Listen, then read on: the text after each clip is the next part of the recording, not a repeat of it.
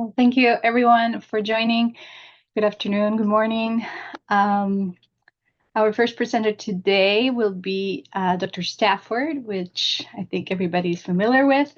But I'll give a quick intro for. So Dr. Kristen Stafford is an associate professor in epidemiology and public health at the University of Maryland, Baltimore. She's also the deputy director of the Center for International Health, Education, and Biosecurity at the University of Maryland School of Medicine. And as you know, she is one of the MPIs for Inform Africa Hub, and she's an active member of the DSI Africa Data Governance Working Group. And she was kind enough to accept our invitation to discuss the DS Africa data sharing and access guidelines and how these impact our work. Thank you, Kristen. Go ahead. Thanks, Dr. Blanco. I appreciate it. Good morning and good afternoon, everyone.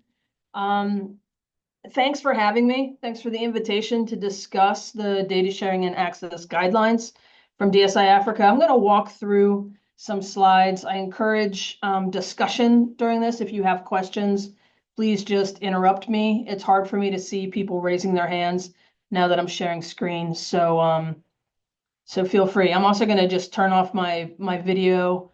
I just wanted to prove to you all that I was here and doing this live. All right. So let's go ahead and get started. So I think the biggest elephant in the room for people's understanding and some of the challenges around even developing these guidelines is what's it for and is it binding? So it's important to note that this is just guidance, right? This is a framework for each of the different projects within the DSI Africa consortium to use as a resource. But this is not a policy. That was determined when we were in South Africa for the conference, and everybody agreed that this is not a policy. It is not enforceable. It doesn't replace anything in your notices of award from NIH regarding data management plans, data sharing policies, all of those. This is a document just to help each of the consortium members come up with their own data access and policy guidance that fit their specific needs. So this is to supplement data management plans, not to replace them. And the underlying purpose was really a chance to harmonize. There are so many different projects working on different data sets, different questions, different diseases, different conditions. So this was an opportunity to provide some harmonizing data sharing practices, nomenclature, and language. So what is in this guideline?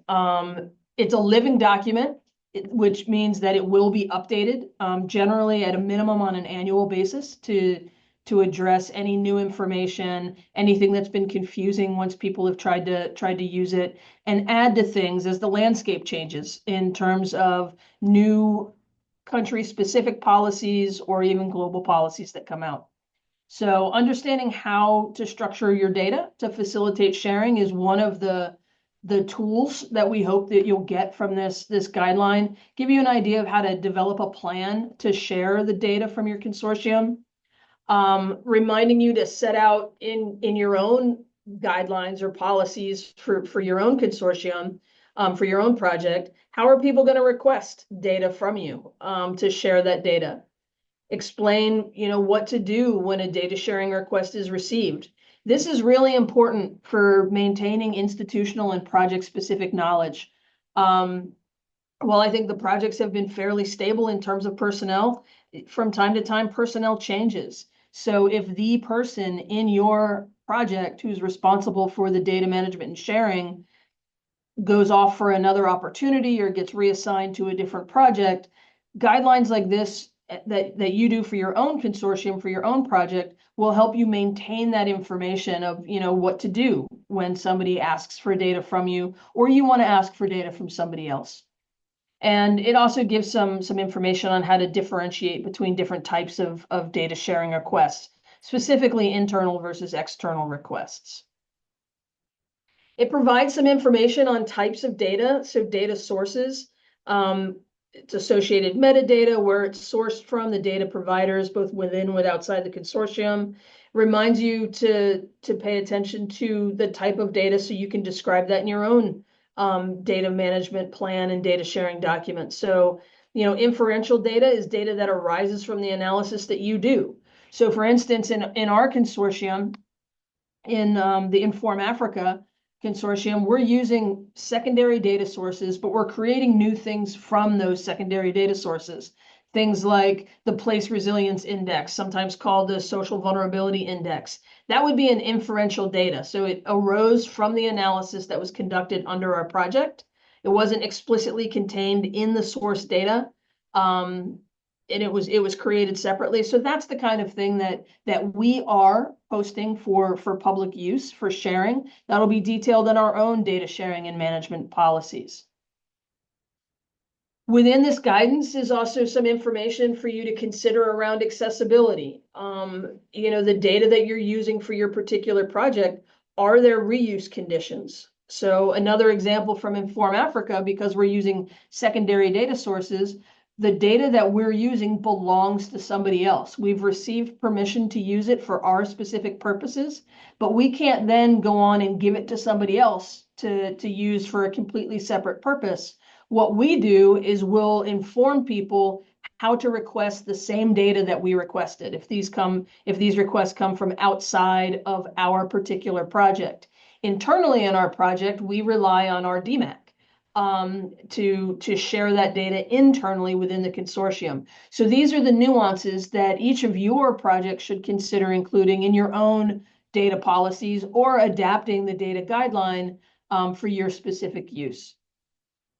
It reminds you to look at project websites. Consider having a section on databases and their locations and conditions. So reminder to try and be comprehensive. Who in your project is the data steward? Who's responsible for that? Who's compiling the metadata? The data that you're using or the data that you've created as part of your project, how do you want people to cite that data? Those things become really important, especially as data gets used and reused and gets further away from the source of that data.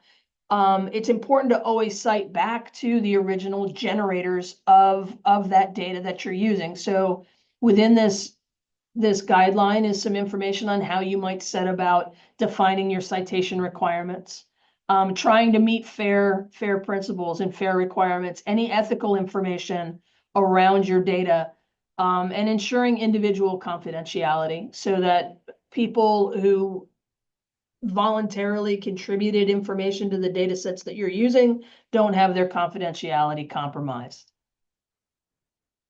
It provides some information that you can consider in developing your own project-specific guidelines or policy around data downloads, where researchers are permitted to directly download data to their local computing environment, or do they have to interact with that data in a secure research environment of some kind, which is data visiting, where you have to actually sign in and you access and analyze the data in some computing environment, something like the Alwazi platform.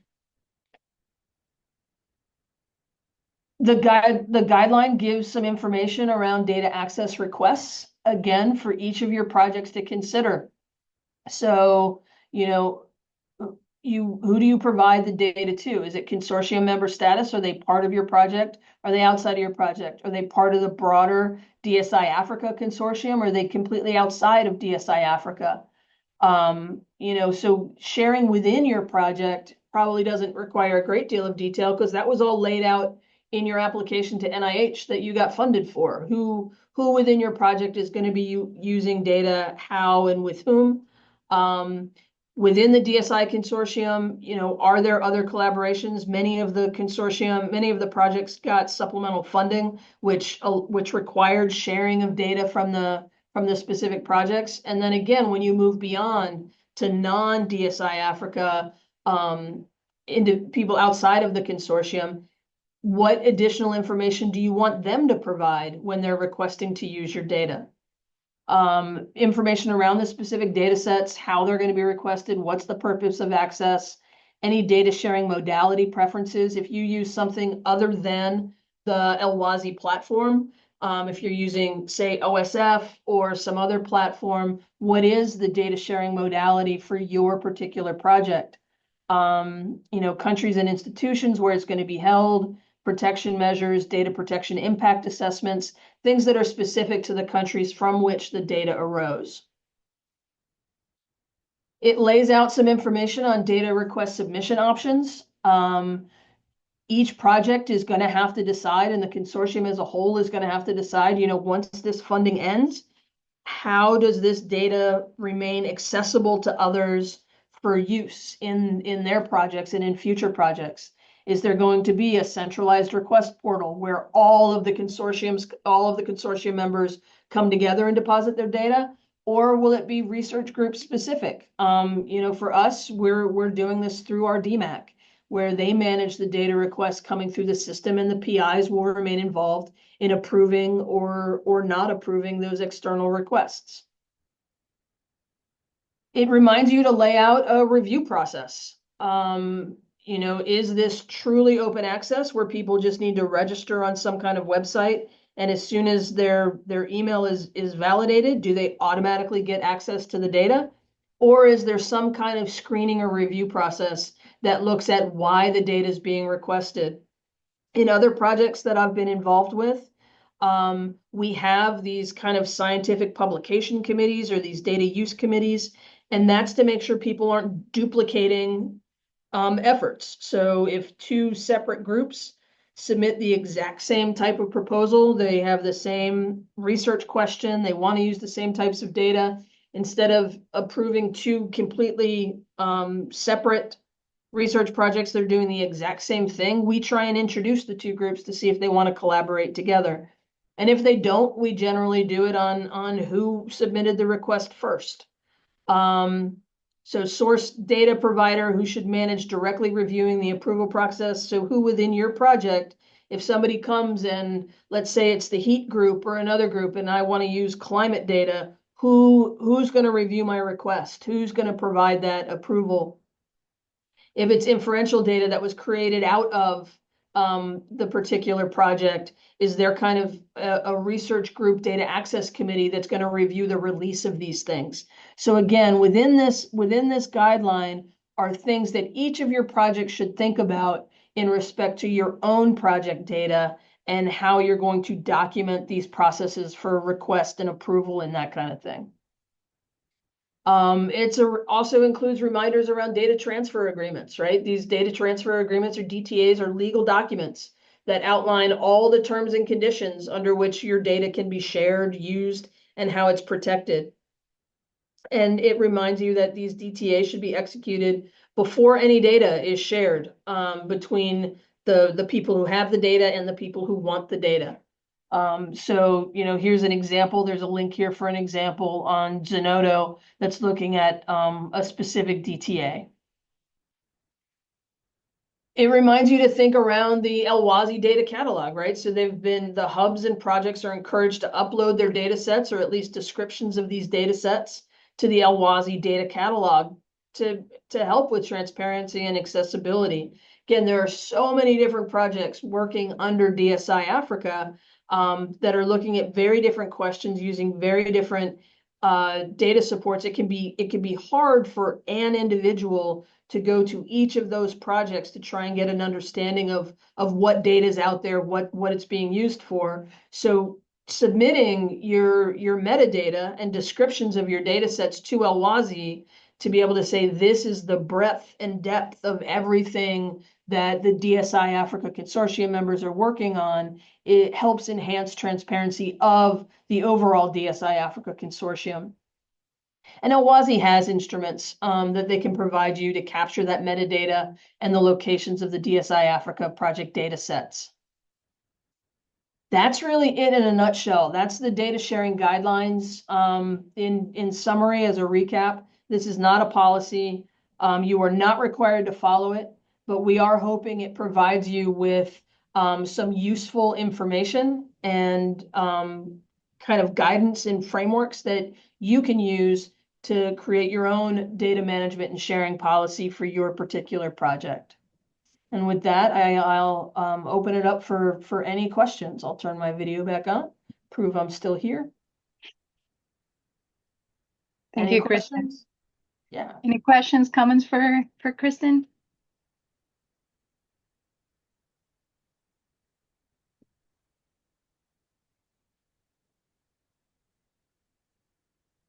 Not one? No questions at all? I don't have a question, but I have a comment. I think this is great. We just had an internal discussion about data, and I think it's really important that everybody is aware of all of these different complications. And so I think it's really, really useful. And thanks for putting that together. Thanks, Nikki. Appreciate your input.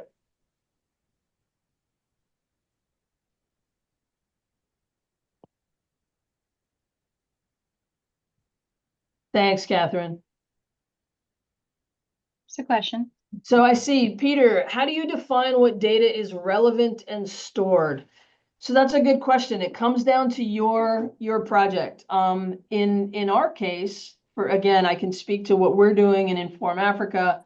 All of the data that we're using is relevant to each project. We're working with our DMAC to store that information. You're going to hear in a second from Joycey on kind of the creation of the metadata around these things and how that's being documented and compared. But it really comes down to your specific project, the data sets that you have either accessed or have created, and determining what in that is relevant for storage.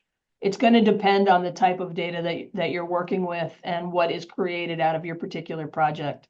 I would say documenting more is better than documenting less. Do you have a specific follow-up on that, Peter, or does that roughly answer what you're looking for? Okay.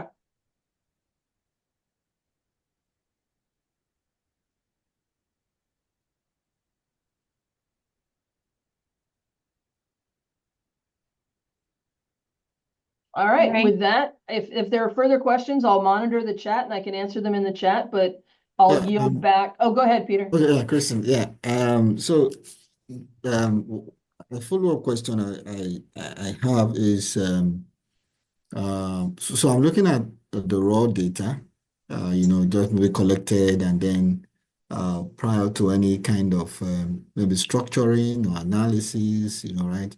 So because the whole talk of data sharing, it's kind of blurs out on at what point do you share? Do you share just the raw unstructured data and then whoever gets to request it and receives it, goes on with the structuring and all that, or you share at some point where some kind of structuring and analysis has been done, so that's what I was trying to get at. At what point do people you work with or from your project, at what point do you keep it in the repository, and then when request comes, what sort of data do you share? That's a great question, Peter. And so I'll answer that fairly broadly. So your project, again, I'm speaking for myself as somebody who does a lot of data management in my career. You should always maintain the purely raw data, right? So as part of transparency, people being able to go back and replicate your findings and that kind of thing. The project itself that generated the data, I encourage you all to keep that raw data. That said, you may need to manipulate or potentially risk mitigate that data. If we're talking about human subjects information, for example, any human subjects data I have, I never share the identifiable piece of that information, right? So the contact information for the subjects, anything that would enable people to pick out who they are based on certain properties of that data. So there are large population-based surveys that I work with where we don't share that information. We share risk mitigated data instead. And we provide documentation on what that risk mitigation was. Did we top code? Did we bottom code? Did we have to redact any of the variables because it was so sparse that somebody would have been identifiable, and keeping all of that information. So I would say following the human subjects research protections and policies around human subjects research protections, while maintaining the data in a fashion that someone could reasonably recreate your findings or reproduce your findings from your analysis, is the balance I would try and strike. Good, thank you. That's super helpful. No problem. So Catherine has in here, yes, good question, Peter. When do you list data as inferential data, like super well cleaned up data, minor analysis? When do you take the data sharing role versus original source data providers? Yeah, Catherine, these are great discussions. So I would say inferential data is anything that's created from that raw data, right? So if we're talking about, estimates of effect or combinations of pieces of data, that kind of thing, that inferential data, you can share that. We share it all the time in things like publications, which is how systematic review and meta-analysis is done and that kind of thing. And then the raw but cleaned data, that underlying data, is really the source data in that case. Thanks. Yeah. And if anybody else wants to add, go ahead, Nikki.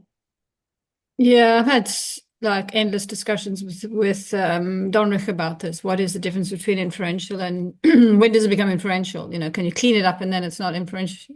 Does that mean it's inferential? But actually, one of the definitions that I was thinking about is, when does it get to a point that you can't go back and recreate the original data set?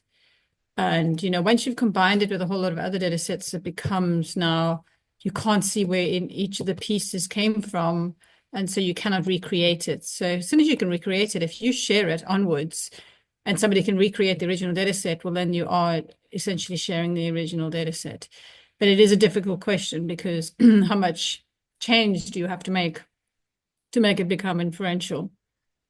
But I think Enrique had put a definition of this in one of the template documents.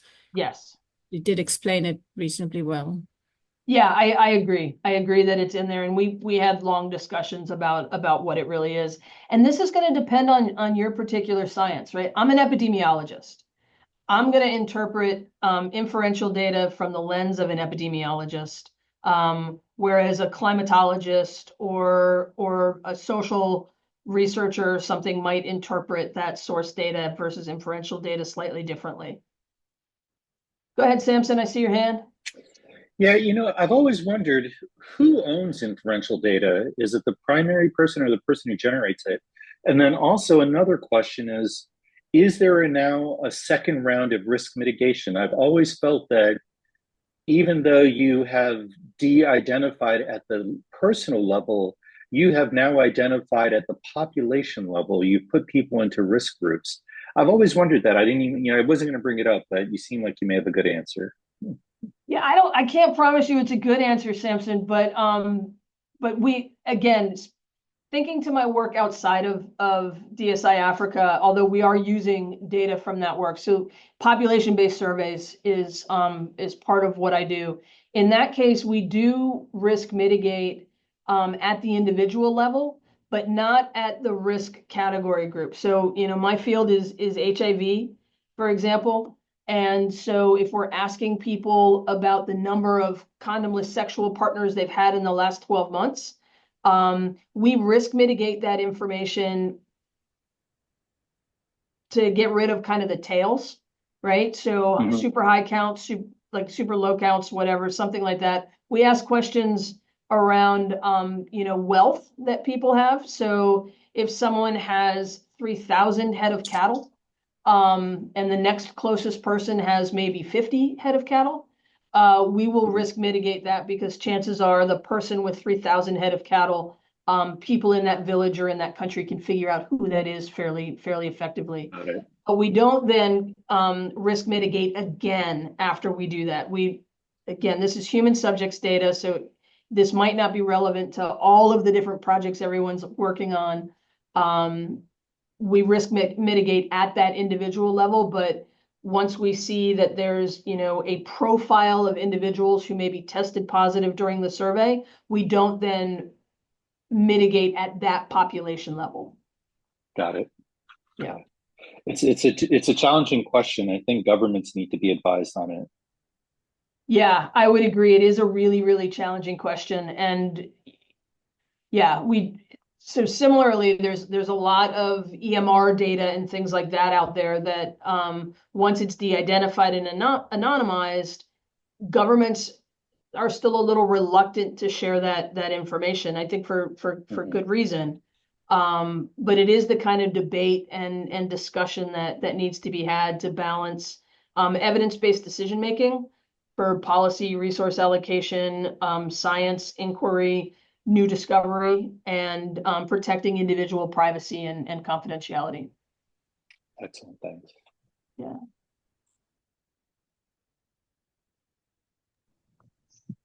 All right, well, thanks everybody very much. Again, I'll keep monitoring the chat, and great discussion. Thanks for the really good questions. Thank you.